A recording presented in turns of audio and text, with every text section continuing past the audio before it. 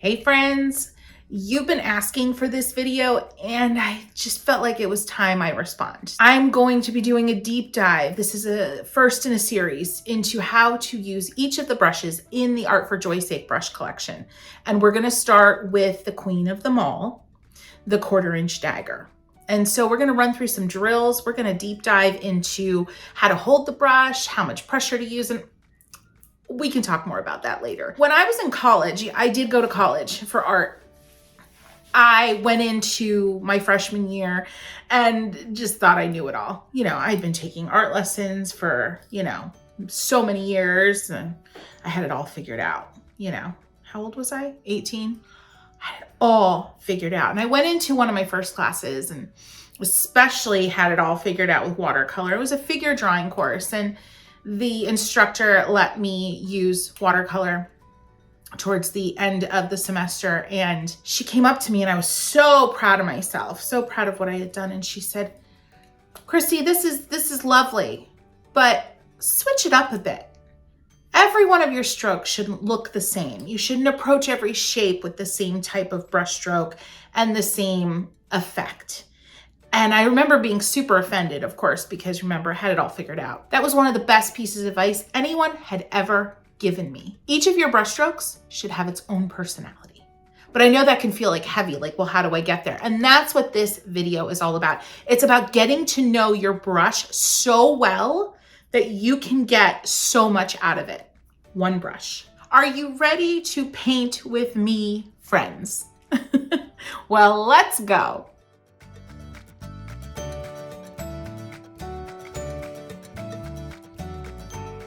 All right, today we're going to be using Canson XL watercolor paper because you know what? It's good for practice. So nothing wrong with this paper. I'm not a fan of it for, like the long haul, the real deal, but it totally works in a pinch. So let's give it a go.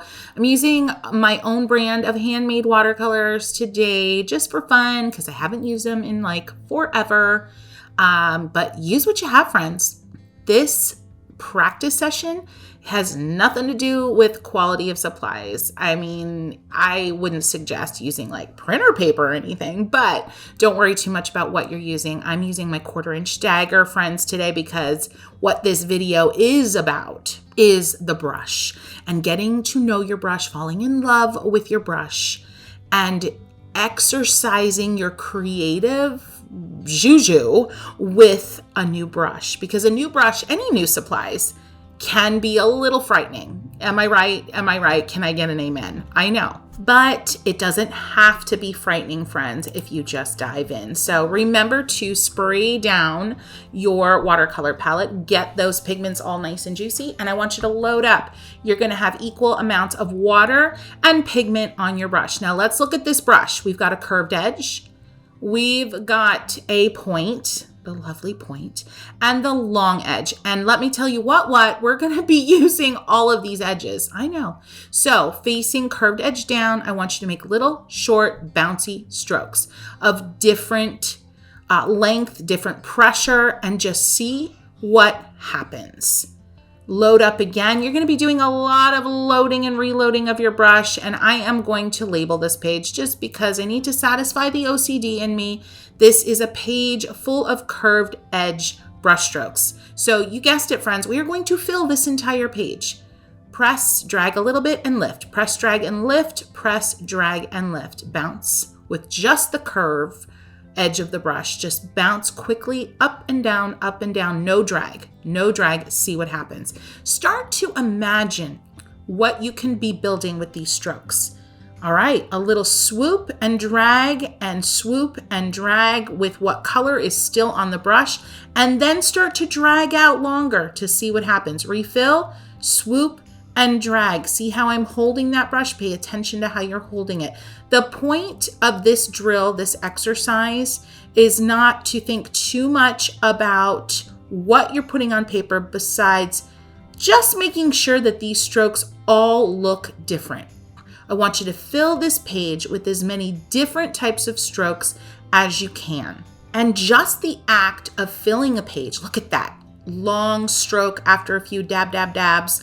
Just the act of filling this page with all different strokes is going to give you a level of comfort with your brush in a very short amount of time. Okay, let's talk through what I'm doing here. I did load up with a little violet. Dab, drag. It's like a dab, drag, dab, drag. Oh my gosh, did you get that? Dab, drag. And here is a little dab, wiggle, and lift. Dab, wiggle, and lift. Watch what happens with the level of pigment as it runs out. That's a beautiful thing. I love to pay attention to what happens with a brush when it's fully loaded, but also what happens with a brush when it starts to run out. Beautiful things can happen. Wiggle, dab, and then longer strokes. Pay attention as well to where on the brush handle you're holding. I often hold the brush, most often, right at the middle, but see what happens when you hold it elsewhere. Here we go with a classic leaf. Press, drag, and lift. You're dragging for about an inch. Press, drag an inch, start to lift. Little bit of twist as you lift, and you've got a gorgeous skinny leaf. Press, drag about an inch, and lift. And just keep doing that over and over. Drag less, and you'll get a shorter, fatter leaf. Drag longer, and you'll get a longer, skinnier leaf. Drag slower, and lift up more gradually, and you're going to get a gorgeous point. Drag quicker and lift up quicker, and you're going to get more of a blunt edge. Look at that. You could just fill a page with these strokes. So good. I'm loading my brush quite often here because I like what I'm seeing with this level of paint. I like experimenting with that. Now drag horizontally. Horizontal and lift. Drag, lift. It's less about press, more about drag, lift, and you're getting more of that blunt edge more often than not here. Gorgeous. This is why I love the Dagger, friends. Look at that, broad strokes too. Let it run out, see what happens. Press down, see how thick you can get that line. And the thing is, friends, you don't need to copy these drills because the point of this drill session isn't the exact strokes you're making, but more so the variety. So however you want to fill this page, fill it. Now, by all means, another way to approach this, see, I'm checking out where I'm holding that brush. Another way to approach this, though, is to exactly copy what I'm doing and how I'm holding the brush. And so maybe try it two ways. Fill the page your way and then come back and literally mirror what I'm doing. So now I'm holding the brush way high, almost at the end. I've got less control by nature. See what happens. Look at that. I'm going around, radiating around. I'm not turning the paper. I'm turning my hand. Gorgeous. And then a dab. Same strokes we did earlier, just holding that brush way out on the tip. You're going to feel out of control, but that's okay. And then horizontal, bold, thick mark. See how that feels. I love this drill. I love the parameter simply of filling a page. Now I'm holding the brush way down. You're gonna have a lot more control. See how I'm resting my pinky on the page there to give myself even more control. This has the curved edge still down. This page, remember, is all about that curved edge. All about the curved edge. Look at that. See how close you can get lines together without touching? It's another great drill. And then more dab. Not only are you going to learn about your brush and the strokes that it can make with these drills, you're going to learn about value, you're going to learn about water control, but it's all going to happen very organically, just by the repetitive nature of filling the page. More dab and lifts, but again, holding that brush closer to the bristles. More dab and lift. Start thinking about what you could build with these. These could become little filler greenery moments in your painting. These could be becoming horizon lines in your painting. And of course, leaves and blooms and petals and all the things. So as you fill the page, start to imagine in real life what you might be creating. Okay, now friends, we're going to be moving on to the point of this Dagger brush. Friends, I developed this Dagger brush back in 2020. I worked with a manufacturer, because I had used so many Dagger brushes on the market. I love Dagger brushes. They're like my jam. But I wanted something really specific, and this is it. And the thing that I love about my Dagger is the point of the brush. I mean, there's many things I love about it because I'm biased, but the point does so much. It's got that perfect fine point that comes to just a few bristles thick. And then it has this kind of girth to it as well that allows you to soak up a lot of water and a lot of pigment and do a lot with it. So let's start here. Point, we're focusing on the point, filling this page. I am using super light strokes and then super heavy strokes here. See the difference, see the dichotomy and contrast. When you start painting with the tip, the point of this brush, and then quickly press down, you're going to be able to go from thick to thin super fast without thinking too much. Try some wiggles, lines, see how close together you can get. See what happens when that color starts to run out on your brush. Press down more, lift up more, and see the difference. I love the dots and the texture I can make with this brush, so start filling this page with some dots. Here's some very controlled lines with just the tip of this brush. Notice I'm using my pinky to kind of brace myself along the surface of the paper as I drag. See how perfectly straight you can get your strokes and how beautifully close together you can get them without touching. I love this particular drill. It's so meditative, but it has so much to teach you in a very short amount of time. Continue on with wavy strokes, the same thing. See how uniform you can make those strokes and how close together you can. Stroking from top to bottom, different length, different height strokes. Again, how close together, how straight you can get them. And then one big long stroke. Gorgeous. How are you feeling, friends? Are you enjoying this tutorial? Is it giving you some life? Is it feeding your OCD soul like it is mine a little bit? Then please give this video a like or a boop, as I call it, and let the others on YouTube know that they should check this out. And don't forget to subscribe because there's so much more fun to come.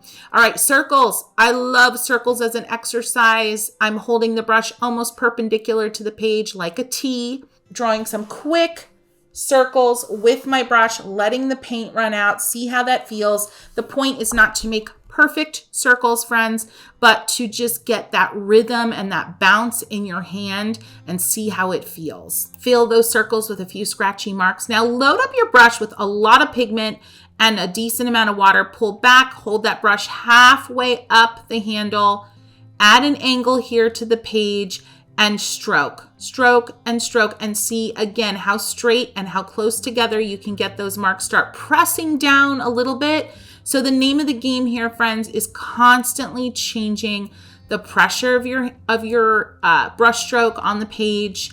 Light pressure, heavy pressure. Change your pressure all with one stroke like I am here. I'm starting with light pressure and then pressing down as I drag and see what that creates. Think ocean waves, think bird wings, think flower petals, think aloe plants. Like, this is what part of the drills that I just adore, is that you can really open your mind up to just imagining, okay, these abstract strokes that I'm making right now, what could I turn them into? It's so exciting. I don't know. I think it's exciting. Okay, pulling back on this brush, holding almost at the tip for that lack of control on purpose, creating some wavy, sketchy, whimsical marks, loading up my brush with different levels of pigment and water.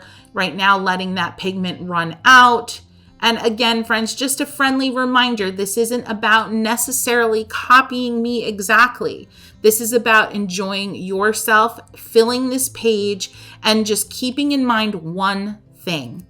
Try to create as many unique, personality-filled brushstrokes on this page as possible. I love this particular drill where you create sketchy, scratchy marks around an invisible center. This gives you an idea of the control that's needed to create a flower viewed from the top down.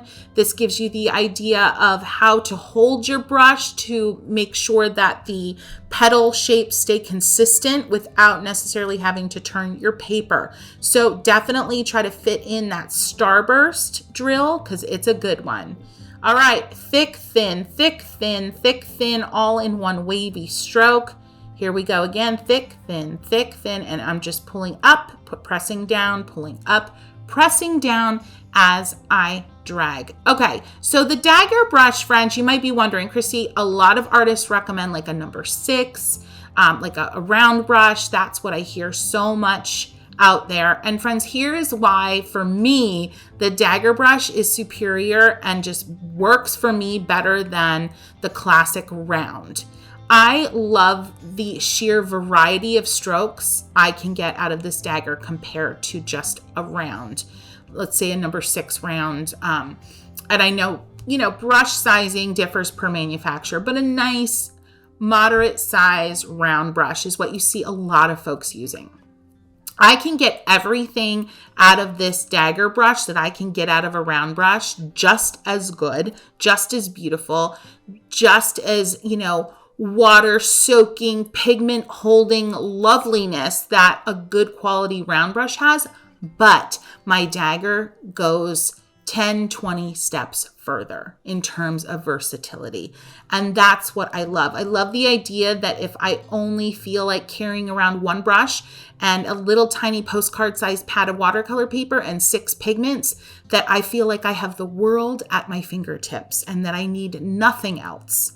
So there are my thoughts on why Daggers, why they're so good, why they're so important, and why you should at least give them a try. All right, friends, we're going to move on to the long edge of this brush. And admittedly, this is the edge of the brush that many people don't think about when it comes to a Dagger, but you know what? It's got some usefulness, and so let's explore. We're not going to fill a full page, but let's have at it. Let's see what it can do for us, because I'm a fan of being resourceful and using every edge that our brush offers. So holding that long edge down, it's not going to hold as much color, which actually can be an incredible thing when you're adding texture to your painting, to actually have an edge of the brush that won't hold as much color by design. And so make some long strokes here, some dabby, press and lift, and see what I love about using this long edge. And I know some classic painters out there might be cringing right now, but what I love is that you get that automatic diffused brush stroke just by the nature of the fact that that edge of the brush is not designed to hold water like the curved edge and the point. And I actually love that softness that you get without trying too hard. It's such a beautiful thing. All right, let's see what we can make next. And keep in mind, to get the most out of this long edge, you're almost holding your brush parallel with the paper. So it's a little bit of an awkward hold, but I encourage you to step outside the box in terms of how you're holding your brush, at what angle you're holding your brush, where you're placing your fingers. Obviously, you want to be comfortable as you paint, but I want you to get comfortable with way more handholds, way more angles than you ever dreamed you needed, because that just means you're going to be that much more versatile and that much more filled with the freedom to be creative if you're not constantly worrying about holding your brush a very particular way, but instead you have the freedom to hold your brush in countless ways. It's such a good thing for your creative journey. All right, friends, here is an exercise to wrap it all up that is going to give you an idea of how all of these strokes that you've just practiced work in real life. So we are going to create a really organic bouquet of flowers. All right, stick with me, loading up with some green, curved edge down, press, drag, and lift. And do that twice, one of the strokes being shorter than the other. Load up with purple. I didn't even rinse my brush, friends, and repeat. And then using just the tip of your brush, super thin lines, add in a few stems, and then press, drag quickly, and lift to create a few leaves. Rinse your brush, press, drag, lift. It's almost just a press and lift with a slight drag, and you're changing the angle of your hand, not the paper, to go around an imaginary center to create this simple 6-petaled flower. And then 1, 2, 3, same, a little bit of press, and then lift straight up, press, lift, and you're creating a few side view flowers in the same color. The point of this, friends, is to work quickly, to work instinctively. Press, lift, reload as needed. Press, lift, press, lift. I don't have a lot of water on my brush right now because I'm trying to keep the intensity of the color. And remember, I'm working on Canson. Canson tends to, the Canson XL at least, tends to have the paint kind of sitting on top for longer. It doesn't soak in quite as quickly and become part of the paper as quickly as, say, an Arches or an Academy. I don't know how else to describe it. I'm sure someone on YouTube who's much more scientifically inclined could describe why that Canson paper reacts this way. So anywho, just know that I'm reloading my brush often because I want to keep the colors bright. Going in now with a green and just the tip, just the pointed part of the brush, very lightly, just a whisper above the page, barely any pressure, and I'm creating stems to connect all of these simple flowers. The point here, friends, is not to be detailed. The point here is to now use all of your newfound brush skills in a composition that feels more like a finished piece of art. And then press, drag, lift, press, drag, lift. You're dragging for about 1/4 inch. You can repeat that press, drag, and lift, mirror it next to a petal that you've already created for a thicker leaf. And before you know it, friends, look what you have. You have a little spray of watercolor flowers. Now we're gonna continue on. We're gonna keep doing this, but the idea is, I'm gonna speed this video up soon. We're gonna continue on just building leaves and petals using the press, drag, and lift, the dab, dab, dabs, the press, drag, and drag out those strokes, all of the things. We're going to be using all of the strokes that we filled our pages with to this point. We're going to be using the tip of the brush, the side of the brush, the curved edge, and see what happens, friends. But the point is right now for you to continue creating simple, fun little compositions like this that feel like real art, but that use every opportunity your brush gives you.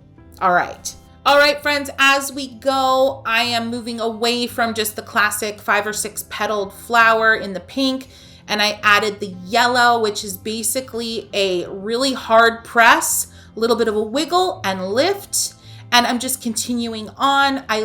Can you tell that I'm obsessed with the point of my Dagger brush, and I love creating those wispy, just delicate stems that connect all these flowers and all these elements. So fun. So just remember, friends, keep an eye on, keep a mind on your pressure, which edge of the brush you're using, and how long you're dragging before you lift, or if you're dragging at all. So think about bounce, dab, press, lift, and the amount of pigment and water on your brush, and you literally have in your hands right now a creative power tool. And friends, I cannot wait to see how you use it. All right, friends, so as I evolve this painting, and remember, this painting is meant to just put into practice all of the drills, all of that awesomeness that you learned and got comfortable with when we were filling those pages earlier in the video. So at this point, your first layer, the pink flowers, the first layer of leaves started to dry. So you can add detail over top with, you guessed it, the point of your brush. Just keep in mind, use a little less water at this stage so you can get really, really fine lines. If you have too much water or too much pigment on your brush, when you're trying to get the finest line possible with your Dagger, you're gonna feel a little frustrated. So keep the pigment and the water light when you're adding your final details, and you will be golden. This has been such a blast. Friends, let me know in comments what you thought. Is this crazy? Are you loving it? Give me a hey, give me a no, give me a question. I am here for it. And don't forget to like the video and subscribe because, friends, you don't want to miss out. Some good stuff coming. Happy painting, friends.